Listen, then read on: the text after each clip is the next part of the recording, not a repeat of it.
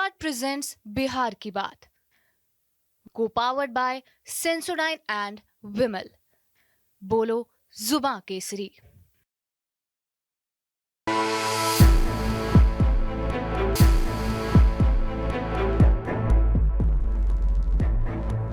नमस्कार, बिहार के बात में आपका स्वागत है। मैं हूं पंकज कुमार।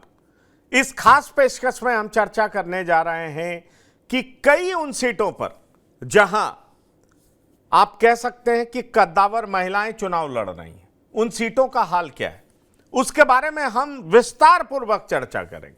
वैसे हमने जो एग्जिट पोल का अनुमान था वो आपको बता दिया था। आपको बताया था कि हमारे एग्जिट पोल के अनुमान के मुताबिक 29 सीटें एनडीए को और 11 सीटें महागठबंधन को। लेकिन सवाल यह उठता है कि इन 11 सीटों में जो महिलाएं हैं उनकी स्थिति कैसी है, वहां कौन जीत रहा है। क्योंकि यह देखना दिलचस्प होगा कि अगर हम बात करें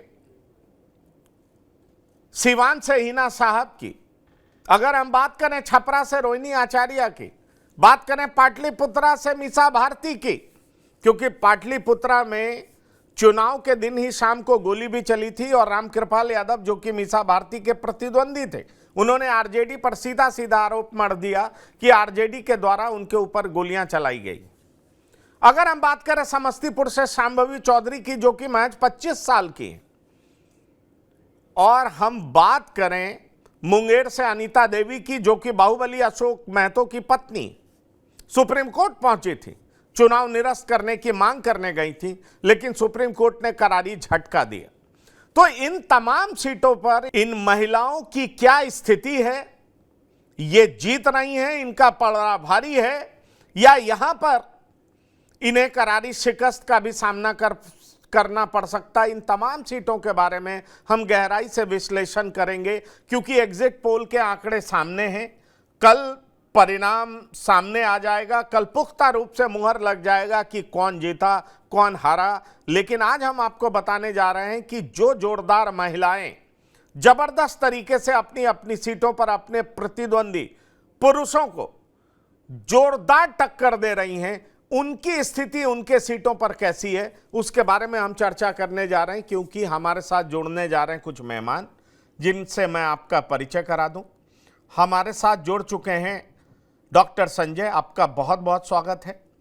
हमारे साथ जुड़ चुके हैं आलोक वत्स, राजनीतिक विश्लेषक हैं, आपका बहुत स्वागत है। और हमारे साथ प्रवीण बागी जी जुड़ गए हैं, बिहार की राजनीति पर पैनी नजर रखते हैं, आपका बहुत स्वागत है, वरिष्ठ पत्रकार हैं। और हमारे साथ जुड़ चुके हैं वेद प्रकाश जी, वरिष्ठ पत्रकार हैं, आपका भी बहुत स्वागत है।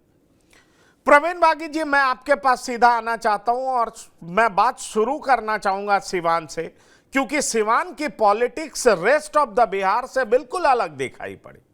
वहां समझ में ही नहीं आया कि बिहार का कोई असर भी है क्या वहां पर, क्योंकि कहीं पर हमने देखा कि अलग अलग तरीकों से जातीय समीकरण बनता हुआ दिखा। लेकिन अगर हम सिवान की बात करें तो हिना साहब के पीछे भगवाधारी दिख रहे थे। कहा यह जा रहा था अगड़ों का समर्थन मिल रहा है, जिनकी संख्या तकरीबन 4 लाख है। वहां ऐसा लग रहा था कि माले के विरोध में वो तमाम लोग एक साथ इकट्ठा हो गए हैं जो कि माले के बैकग्राउंड रखने वाले रमेश कुशवाहा की पत्नी को जिताना नहीं चाहते थे। अब चुनाव संपन्न हो चुका है, कल परिणाम भी आएगा। आपको क्या दिखाई पड़ता, सिवान में किसका पलड़ा भारी है? क्या हिना साहब, जिन्हें 3 बार हार का सामना करना पड़ा, वो जीतने वाली हैं या वो हार जाएंगी? क्योंकि बाद में एनडीए के नेताओं द्वारा जिस तरीके से सिवान में कैंप किया गया और साथ ही लोगों को समझाने का प्रयास किया गया, क्योंकि जब मैं खुद गया था तो मैं देखा लेसी सिंह वहां थी, मैंने एनडीए के कई बड़े नेताओं का दौरा भी वहां पर देखा। ऐसे में सवाल उठता है कि हिना साहब की स्थिति क्या है?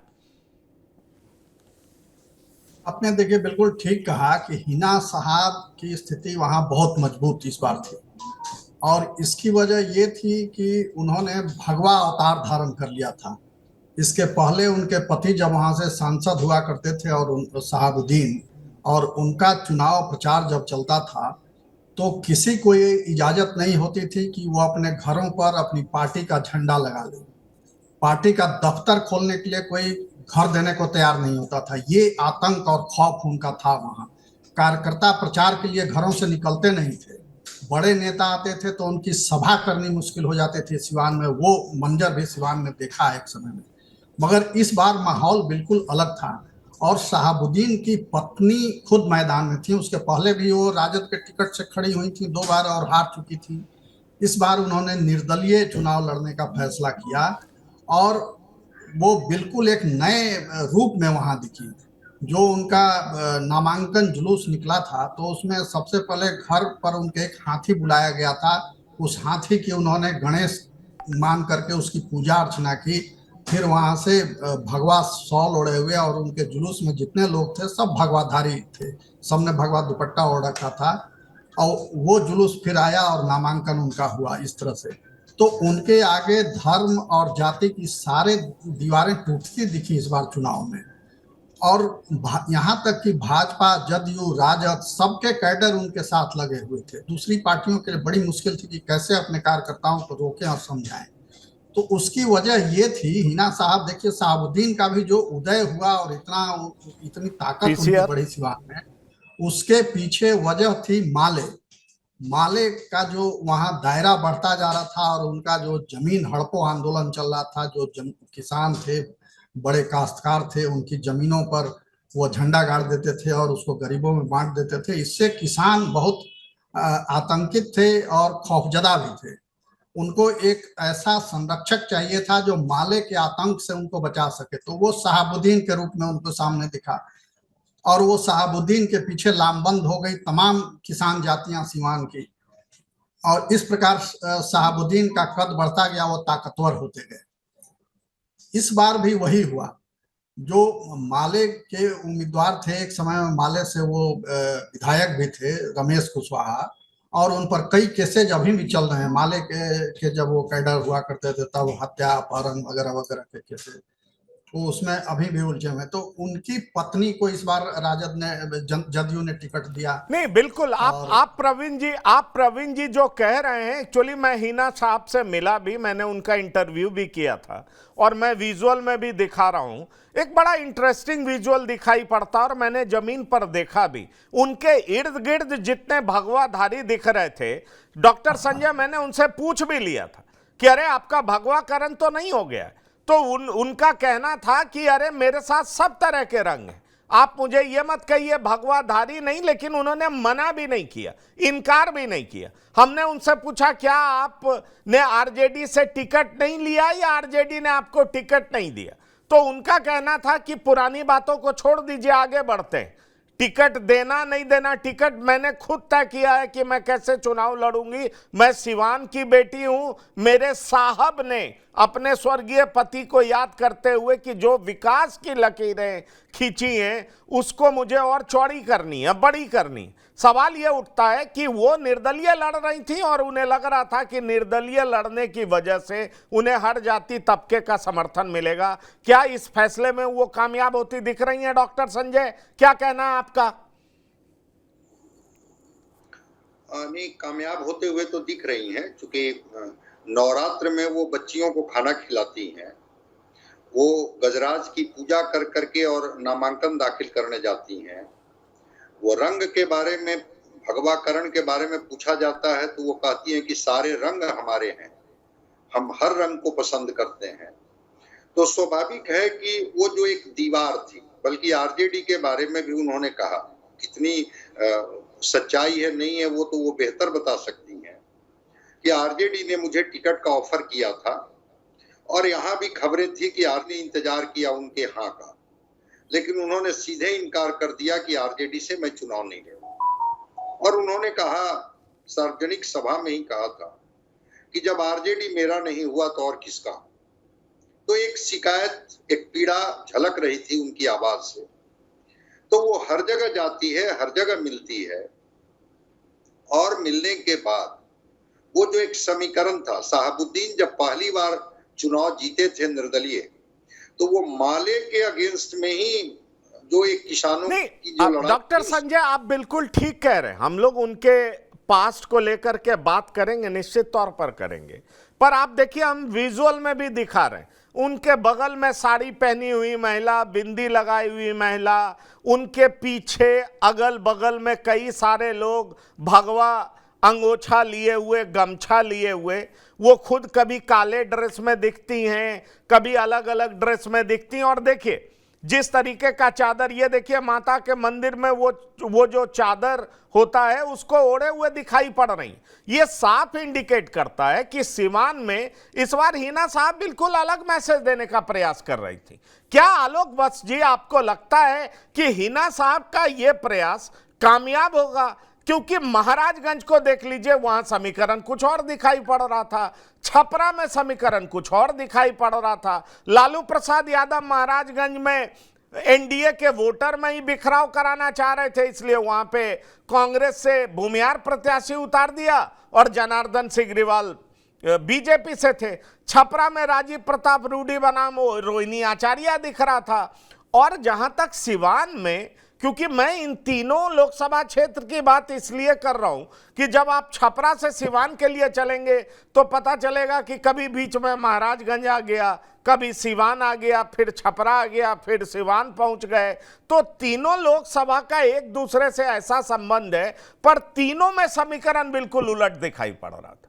ऐसे में बड़ा सवाल यह है कि अगर हम तीन निर्दलीय प्रत्याशी पप्पू यादव, पवन सिंह और हिना साहब की बात करें तो हिना साहब की स्थिति आप किस तरह की देख पा रहे हैं? आपको लग रहा है हिना साहब कामयाब हो जाएंगी इस बार? देखिए पंकज जी, ये तीनों जो निर्दलीय प्रत्याशी हैं, पप्पू यादव पूर्णिया में, काराकाट में पवन सिंह और सिवान में हिना साहब, इसमें अगर अक्रॉस पार्टी लाइन अगर जातिगत समावेश हुआ है तो वो सर्वप्रथम हुआ है हिना साहब के लिए और उसके बाद पप्पू यादव। तीसरे नंबर पे पवन सिंह आते हैं। ये आपका कहना सही है कि उन्होंने सिवान में इस बार जिस तरीके से उनको फॉरवर्ड्स का, मेरे सिवान में काफी संबंध है और काफी बातचीत होती रहती है, फॉरवर्ड के लिए वो किसी तरीके से अनटचेबल नहीं है और वो लोग पुरजोर ढंग से इनके प्रचार में लगे हुए हैं और वोट भी दे रहे हैं। और सही कहा बागी जी ने कि एक रिपरकशन है माले से अपने को बचाने की कवायद भी है, वो फॉरवर्ड्स के लिए है। नहीं, आप जो कह रहे हैं आलोक जी, आप फॉरवर्ड की बात छोड़िए, मैं तो वहां पर गया था, मैं आप सब लोगों से साझा करना चाहूंगा और मैं चाहूंगा वेद प्रकाश जी बोले इस पे। मुझे कई सारे बीजेपी के कार्यकर्ता मिले जो हिना साहब के लिए प्रचार करते दिखे और वो गुप्ता थे, वो वैश्य समाज से थे और वो हिना साहब के लिए प्रचार कर रहे थे। और सच में बताऊं आपको तो मेरा इंटरव्यू भी अरेंज एक गुप्ता नाम के लड़के ने ही कराई, जो कि कह रहे थे कि मेरा संबंध बीजेपी से है लेकिन मैं सिवान में हिना साहब के लिए प्रचार कर रहा हूं। मैं एक सेकंड लूं आपका? हाँ, बोलिए, आप बोल लीजिए, तब मैं वेद प्रकाश जी के पास जाऊंगा। देखिए, आपका आकलन एकदम सटीक है और सही है। यही आलम वैशाली में मुन्ना शुक्ला के लिए है। कोई भी बीजेपी का फॉरवर्ड लीडर मुजफ्फरपुर का वैशाली जाने को तैयार नहीं, ये आलम है वहां। और इस बात को लेकर गिरिराज सिंह में और वहां के पूर्व मंत्री सुरेश शर्मा में नोक झोंक भी हो गई, लेकिन फिर भी टच से मत नहीं हुआ वहां का लोग। पूरा जन समर्थन मुन्ना शुक्ला के साथ है उनके लोगों का, और दूसरे लोगों का तो उनको लालू यादव। चलिए, आपने ये बात कह दी, देखिए हम विजुअल में दिखा भी रहे हैं। देखिए कैसे हिंदू महिलाएं माला पहना रही हैं और भगवा कलर में दिखाई पड़ रही हैं।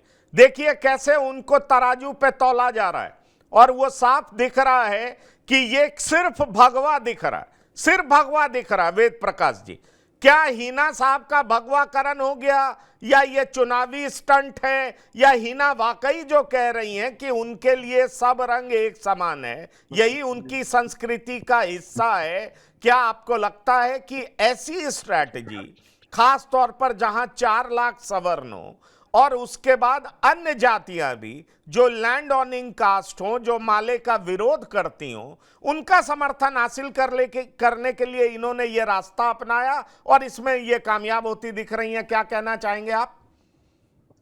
जी बिल्कुल पंकज जी, सिवान का जो सियासी गणित रहा है उसका जो अपना आप इतिहास खंगालेंगे तो आप पाएंगे कि वहां मोहम्मद शहाबुद्दीन को इसलिए लोगों का जो जनमत प्राप्त रहा है। आपने जैसा बताया कि 4 लाख वहां संख्या है, तो उसमें आपने देखा होगा कि माले से दो हाथ करने के लिए मोहम्मद शहाबुद्दीन को हमेशा समाज के एक बड़ा वर्ग का जो सहयोग और समर्थन के बल पे सियासी सफलता का उन्होंने जो इतिहास गढ़ा था। आप पाएंगे कि आप शहाबुद्दीन जैसा शख्सियत जो माले से दो हाथ करने का जो व्यक्तित्व जो उनका रहा है, तो आज तो मोहम्मद शहाबुद्दीन रहे नहीं, तो हिना साहब ने जो सियासत में सफलता और संतुलन बनाए रखने का जो अपनी एक नई रणनीति बनाई है, जहां हमारे परवीन बागी और आलोक बस और संजय जी, और जैसा आपने कहा कि रंग और ढंग जो नया देखने को मिल रहा है, ये भगवा, ये गणेश पूजा और ये कपड़े के जो रंग भगवा, तो मैं समझता हूं कि हिना साहब ने सफलता के नए आयाम गढ़ने हेतु जो नई रणनीति बनाई है, तो उसमें कहीं इनकार नहीं किया सकता कि पूरे देश में जो अभी भगवामय का जो माहौल है, उसमें कहीं ना कहीं लोगों को दिलों तक आपकी अपनी जगह जब बनानी हो, तो ये जो गणेश पूजा है, ये भगवा कलर या कपड़ों में आप आसपास के लोगों को जो एक भीड़ है, हुजूम है, या खुद हिना साहब ने जिस हिंदू जो आस्था को लेकर जो उन्होंने पूजा अर्चना, गणेश पूजा, तो ये कहीं ना कहीं तमाम चीजों को मिलाकर देखिए तो लोगों को कहीं ना कहीं एक बड़ा वर्ग को साथ लेकर चलने की कवायद है और उनकी एक समझदारी भरी ये राजनीति की रणनीति है।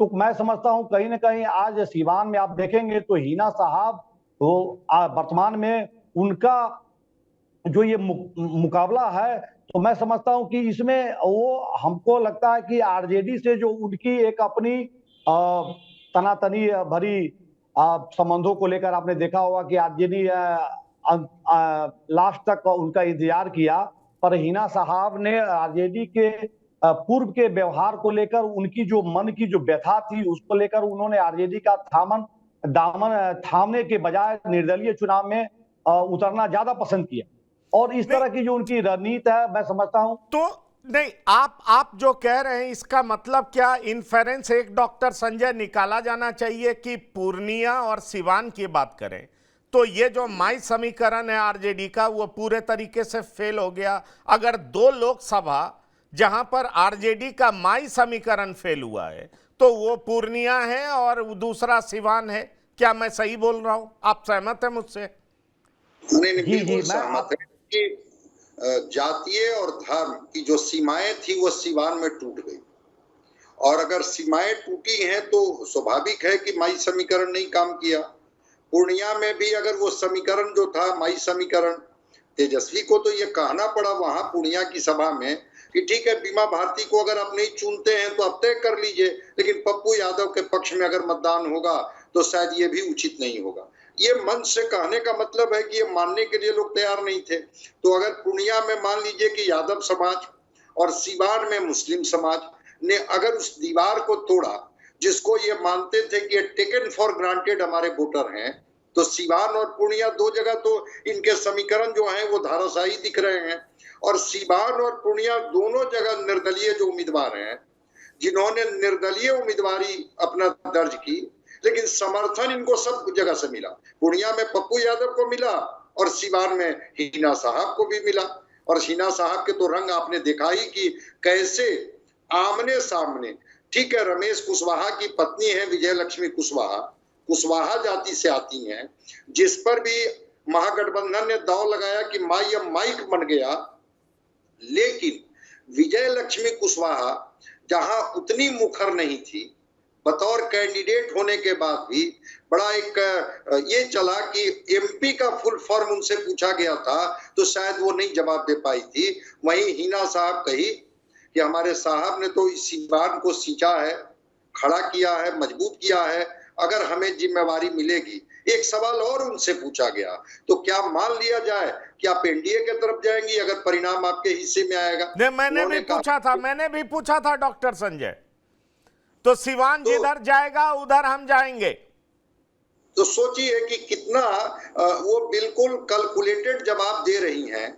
मतलब कि उनको पता है कि सामाजिक समीकरण अगर मेरे साथ होगा तो ये पार्टियों के समीकरण से इतर जनता का समीकरण और सामाजिक समीकरण होता है। हिना साहब इसमें कामयाब होते हुए दिख रही है। चलिए, तो इस हिना साहब के मुद्दे पर आप सभी पैनलिस्ट की बातों से एक बात साफ निकल करके आया है कि दो ऐसे प्रत्याशी दिखे इस बार बिहार में, पप्पू यादव और हिना साहब, जिनके पक्ष में जाति और धर्म से ऊपर उठ करके लोगों ने वोट किया है। इस बात से कोई इनकार नहीं कर सकता। अब चलिए मैं अगले उम्मीदवार की तरफ आता हूं। बहुत चर्चित उम्मीदवार है, उनकी स्थिति क्या है? प्रवीण बागी जी के पास जाऊंगा, फिर आलोक जी आपके पास आता हूं। लवली आनंद वर्सेस रितु जायसवाल। आनंद मोहन ताल ठोक रहे हैं, लवली आनंद जीतने वाली हैं, जबकि रितु जायसवाल भी कम फाइटर नहीं है। रितु जायसवाल मुखिया थी, उन्होंने अपने पंचायत को जिस तरीके से सजाया, उन्हें सम्मान भी मिला, पुरस्कार भी मिला। और जो जातीय गोलबंदी वहां पर हुई, कहा गया सीतामढ़ी में वैश्य का टिकट कटना, शिवहर में वैश्य का टिकट कटना कहीं ना कहीं एनडीए के लिए बैकफायर कर गया है। क्या स्थिति ऐसी रही है या एनडीए के कई बड़े नेताओं के पहुंचने के बाद वहां स्थिति बदल गई है? क्या कहना चाहेंगे शिवहर के बारे में, लवली आनंद या रितु जायसवाल? प्रवीण बागी जी। देखिए, सबसे दिलचस्प लड़ाई शिवहर में थी, क्योंकि वहां दो महिलाएं आमने सामने थी। एक और लवली आनंद थी, आनंद मोहन की पत्नी, और दूसरी ओर रितु जायसवाल, जिनका ये पहला चुनाव था लोकसभा का या विधानसभा का। उसके पहले वो मुखिया जरूर थी पंचायत की, और उन्होंने वहां बहुत काम किया। एक मॉडल के रूप में अपना पंचायत को उन्होंने विकसित किया, और उसके लिए जैसा कि आपने बताया सम्मान भी मिला उनको, उपराष्ट्रपति से सम्मानित हुई थी वो। तो उनके पास एक विजन है, और उस दौरान उन्हें बहुत संघर्ष करना पड़ा था अपने पंचायत के वेलफेयर के काम के लिए।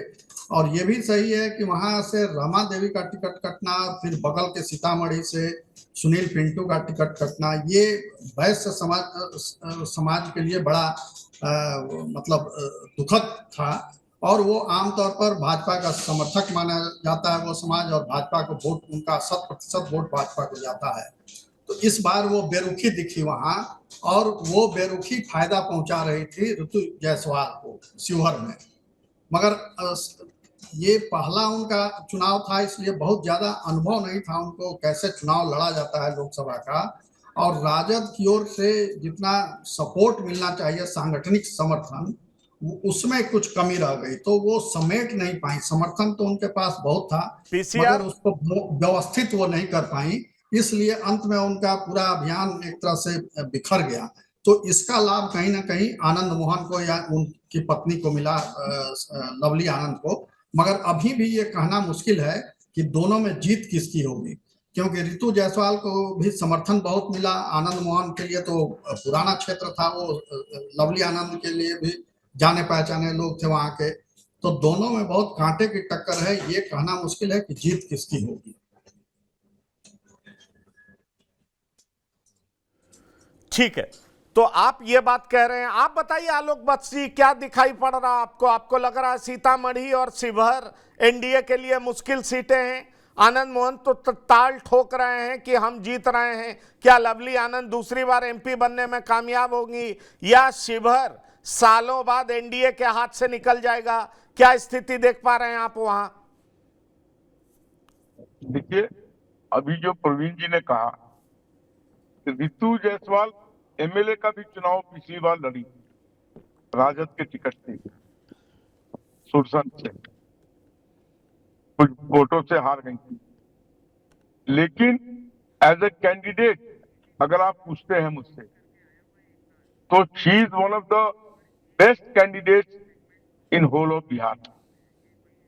जिस तरीके से वो पढ़ी लिखी है, जितनी शालीन है, और जिस तरीके से उन्होंने मुखिया के रोल को निभाया, एक आदर्श मुखिया क्या होता है इसकी परिभाषा लिख दी उन्होंने। इसके कारण उनको राष्ट्रपति अवार्ड भी मिला। तो ये बात कहना सही है कि शुरू के दौर में वो काफी आगे थी,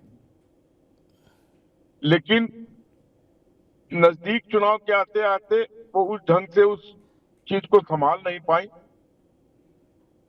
हो सकता है उनका पहला एक्सपीरियंस हो या जो भी हो, लेकिन अभी भी ये कहना बहुत कठिन है कि इसमें से कौन हाथी पानी में से बाहर निकलेगा। डॉक्टर संजय, आप क्या दोनों में कहेंगे? आप क्या कहेंगे जोरदार डॉक्टर टक्कर। संजय, आप क्या कहेंगे? कौन भारी है शिवहर में? लवली आनंद बनाम रितु जायसवाल। लवली आनंद के बेटे वहां पर विधायक भी हैं, वो आनंद मोहन सिंह की पत्नी हैं। आनंद मोहन सिंह भी 2 बार एमपी रह चुके हैं, 96 और 98 में। वहां रेलवे लाइन को लेकर के बड़ी मांग रही है। वहां पर एक मंदिर है जो भगवान राम से जुड़ा है, उसके जीर्णोद्धार की भी बात होती रही है।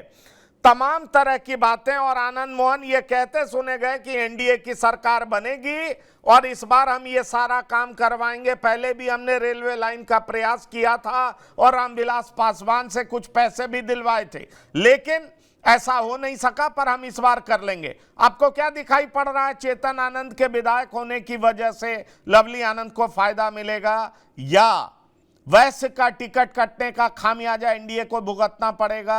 जेडीयू की स्थिति कमजोर नजर आती है, क्या देख रहे हैं आप शिवहर में?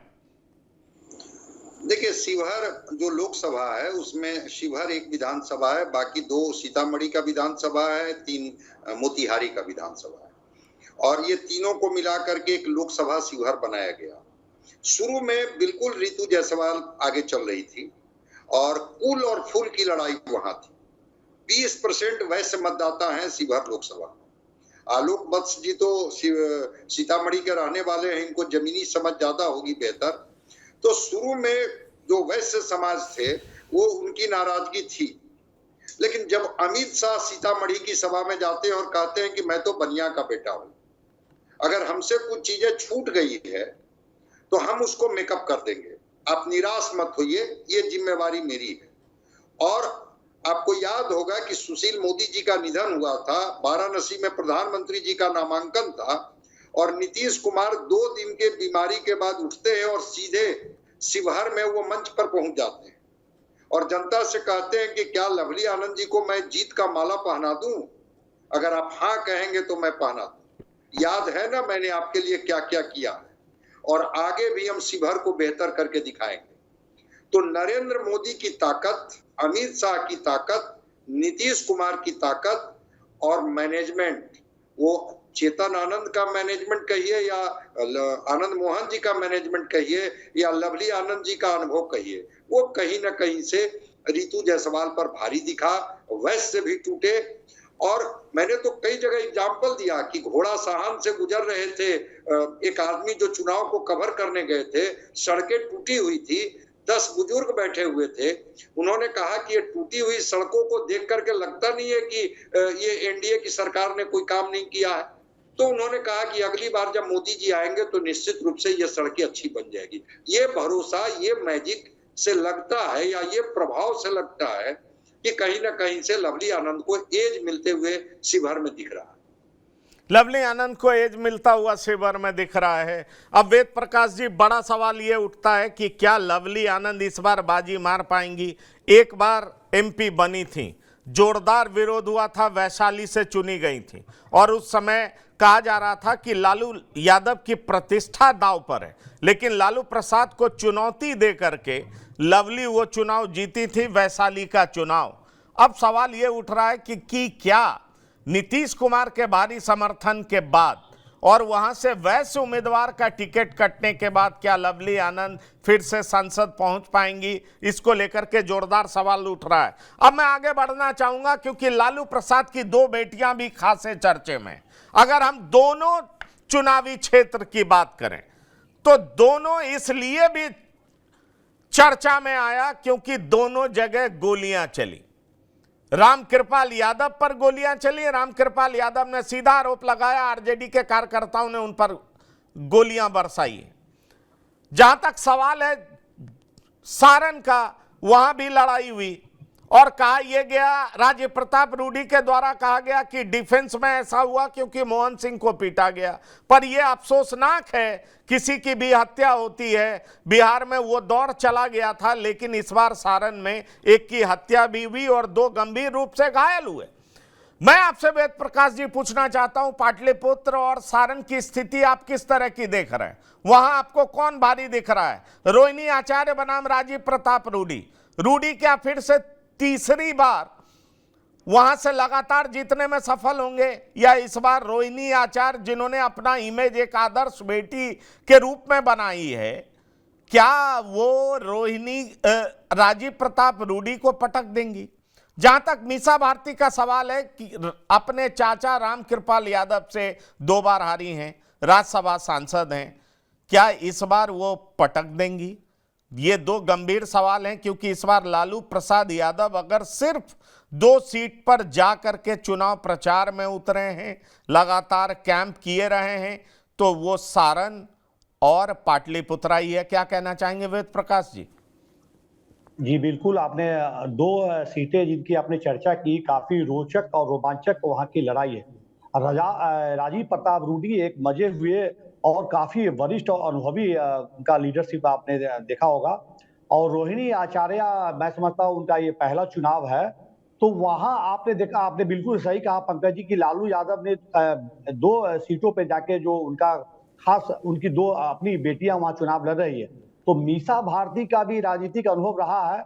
और बिहार में आप मानेंगे तो खासकर सारण और ये पटना साहिब में जहां रामकृपाल यादव और ये मीसा भारती आमने सामने, तो रोचक लड़ाई में आप देखेंगे कि लालू यादव का अपना जो इम्पैक्ट माई समीकरण का रहा है, या समाज में जो सामाजिक सियासी समीकरण उनका रहा है, तो उनकी जो अपनी जातियां हैं, और जो उस तरह से आपने देखा होगा सारण की घटना को लेकर, जब वहां घटना जब घटती है और एक मौत होती है, और मौत के बाद जो राजीव प्रताप रूडी का जो एक स्टेटमेंट आता है कि डिफेंस में इस तरह को डिफेंस में अपने डिफेंस को लेकर अगर गोली चलानी पड़ी, तो ये मैं समझता हूं कि इस बात को में कोई ये गलत नहीं है।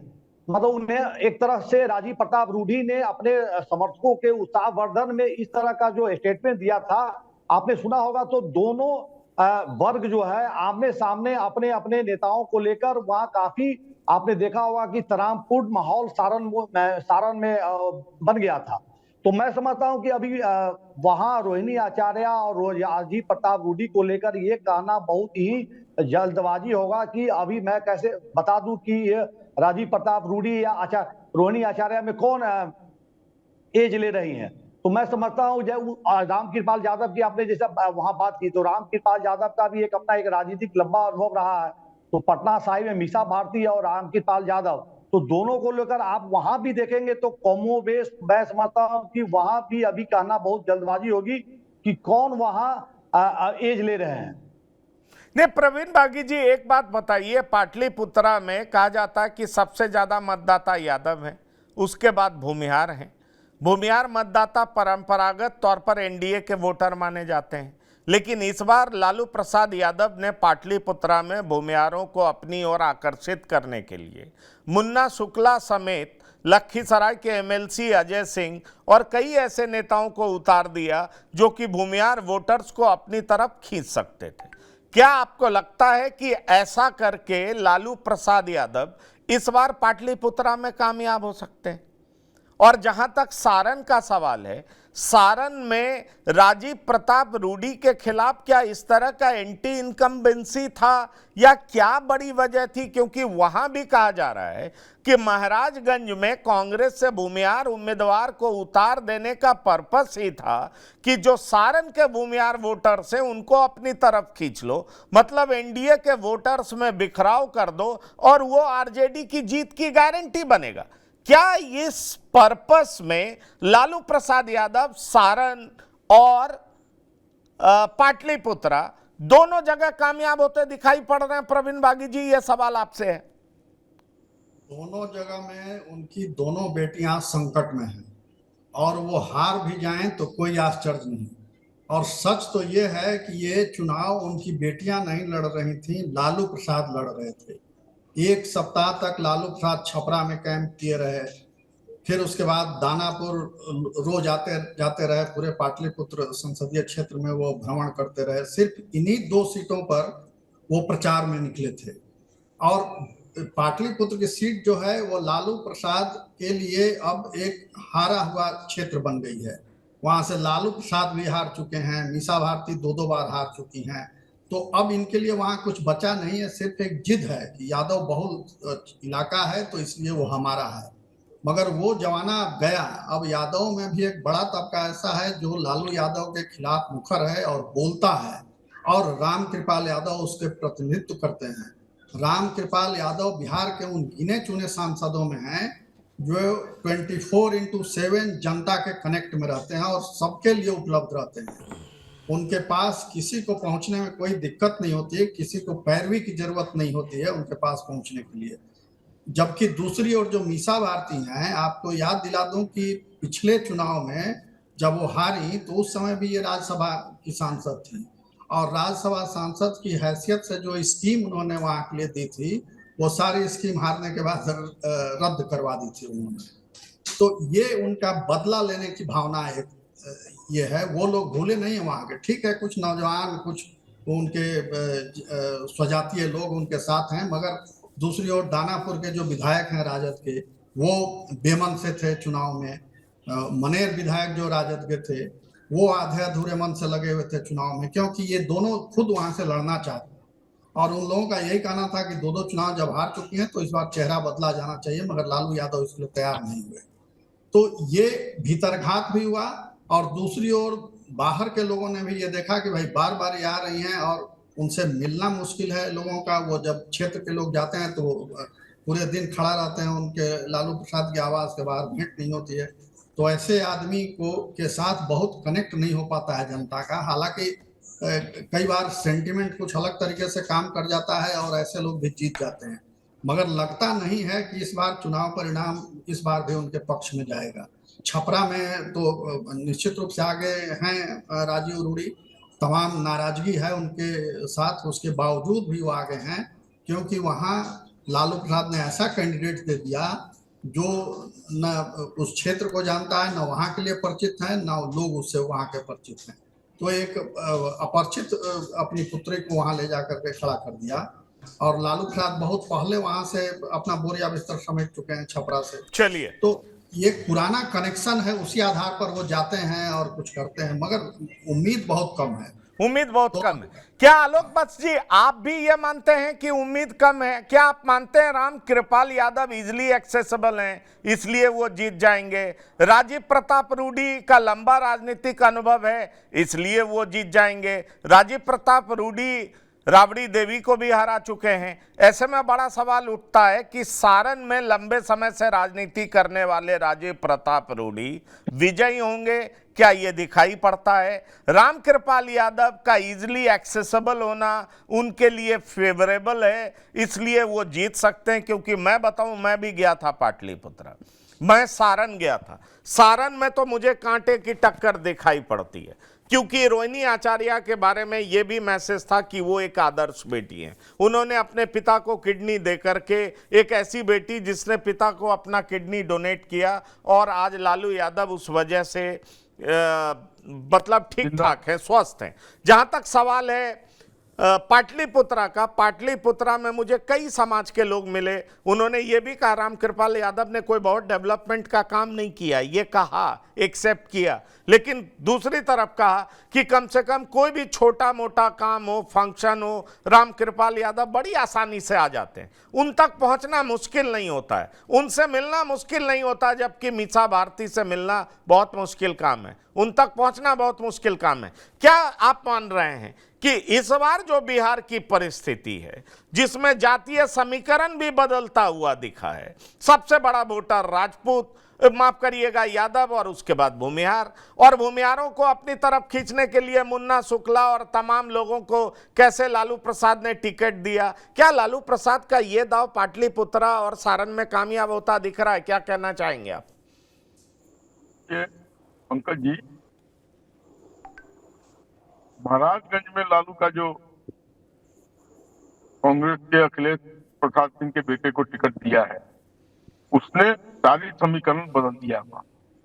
भूमिहार पूरी तरीके से उनके बेटे के साथ है, और अगर लालू यादव का जो वोट है माई समीकरण का, अगर वो उस पर पूरी तरीके से ट्रांसफर हुआ, जिसके लिए वो कैपेबल है, जाने जाते हैं, तो कोई नहीं रोक सकता तो जीतने से वहां से। और अगर वही समीकरण ने किसी तरीके का, क्योंकि देखिए राजीव प्रताप रूडी का ये तीसरा इलेक्शन है, 2 बार वो जीत चुके हैं, तो 2 बार वो जीते हैं नरेंद्र मोदी बेबी, उनसे लोगों की खासी नाराजगी है, बिकॉज वो बहुत इजीली एक्सेसिबल नहीं है, और जीतने के बाद वो लगातार छपरा आने जाने का क्रम भी नहीं रखते हैं।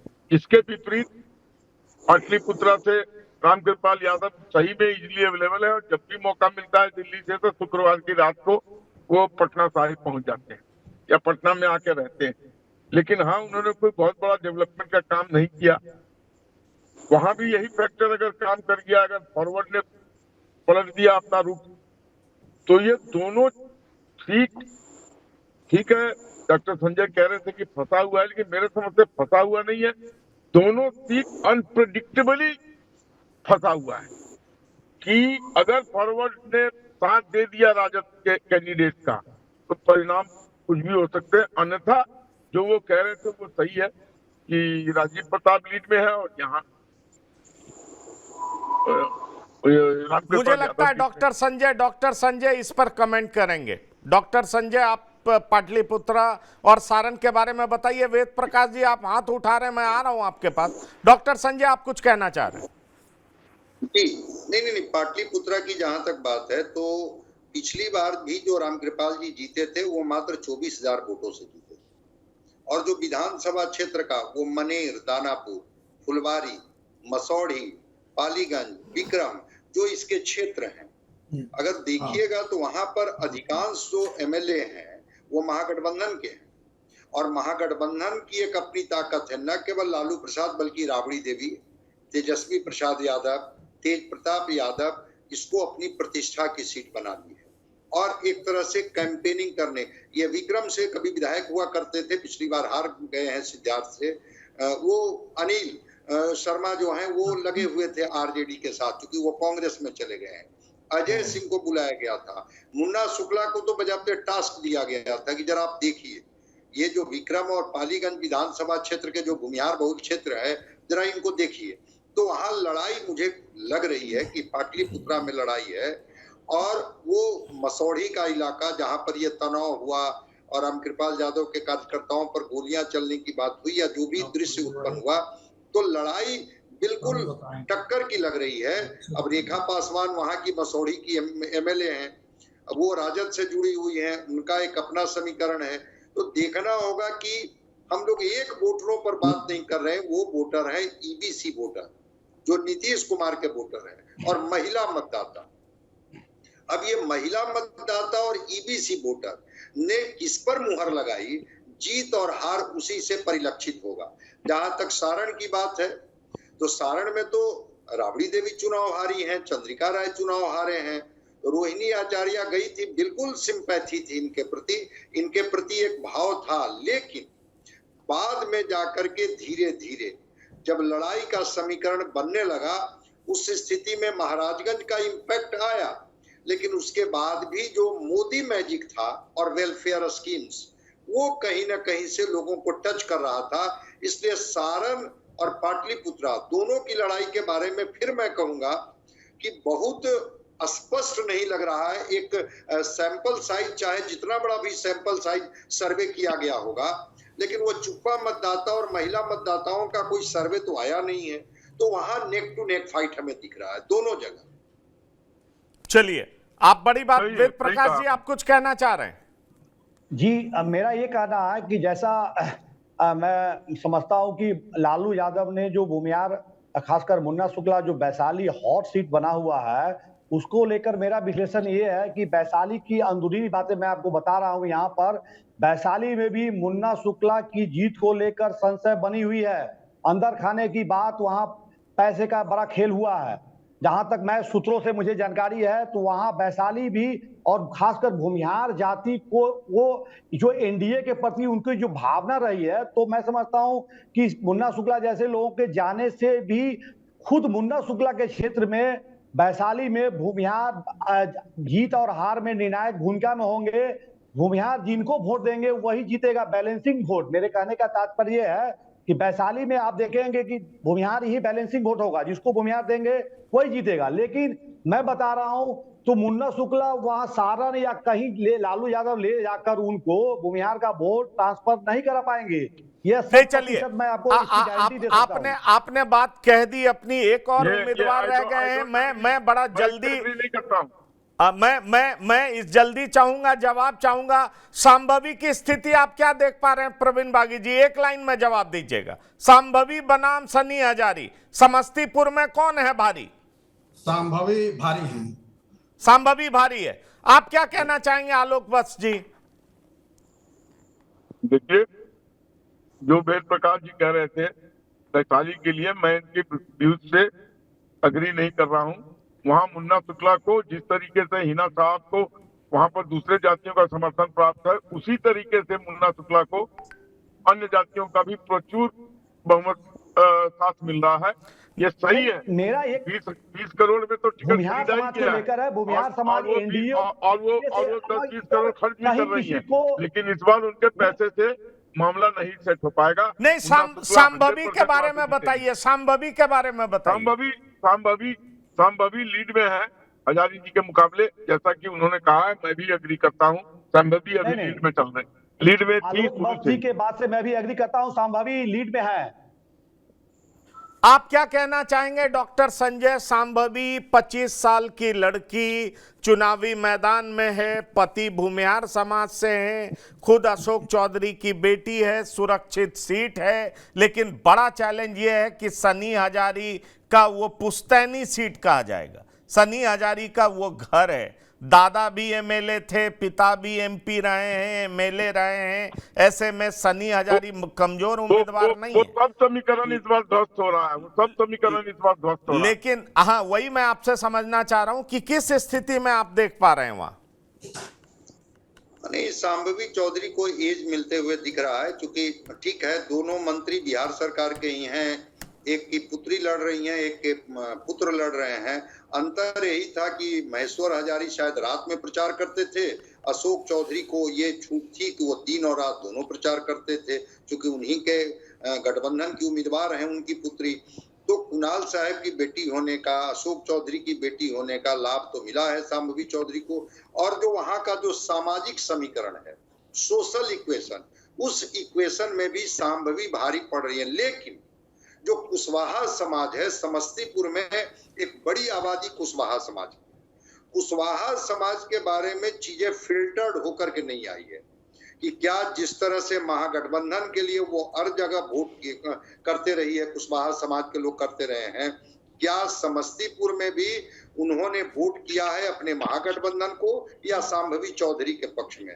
तो कुशवाहा वोटरों पर समस्तीपुर का परिणाम डिपेंड कर रहा है कि कुशवाहा वोटर ने क्या निर्णय लिया। क्या उन्होंने संभवी के पक्ष में मतदान कर दिया, या वो ठहर गए कि नहीं हम तो महागठबंधन के साथ खड़े हैं, 8-8 सीटें हमारे हिस्से में मिली है महागठबंधन से, हम यहाँ भी महागठबंधन को वोट करेंगे। तो कुशवाहा वोटरों पर जाकर के चीजें ठहरी हुई है, जो बहुत क्लियर होकर के वोकली वो कहीं बोल नहीं पाए हैं लोग कि हम किनके पक्ष में थे और किनके विरुद्ध।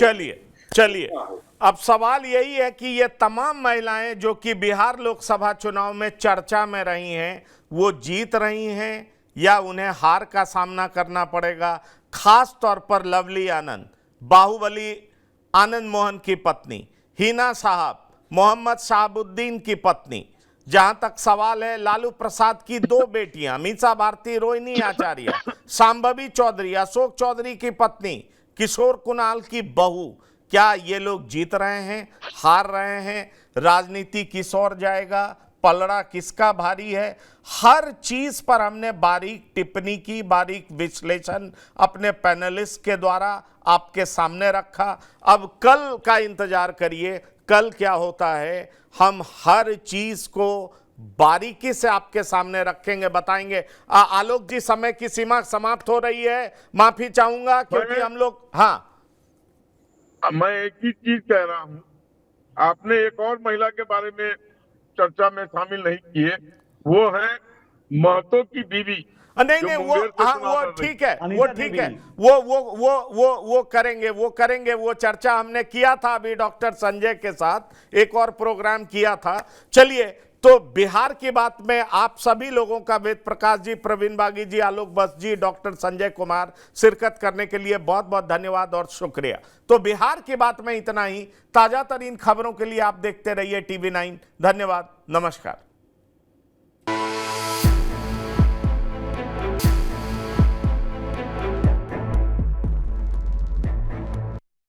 V-Guard presents बिहार की बात, co-powered by Sensodyne and Vimal। बोलो जुबां केसरी।